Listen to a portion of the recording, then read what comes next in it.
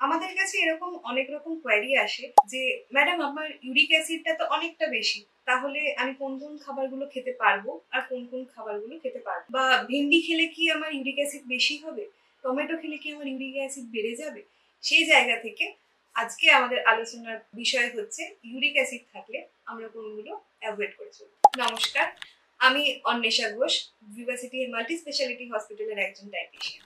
Uric অ্যাসিডের সমস্যা থাকলে আমরা যে খাবারগুলো অ্যাভয়েড করে চলতে বলি এগুলো হচ্ছে মুসুর ডাল বা অড়হর ডাল। এই দুটো ডাল আমরা একটুখানি বলি অ্যাভয়েড করে চলতে, বা মাশরুম বা পোস্তটাও কিন্তু আমরা ইউরিক অ্যাসিড থাকলে একটু এড়িয়ে চলার জন্য বলি।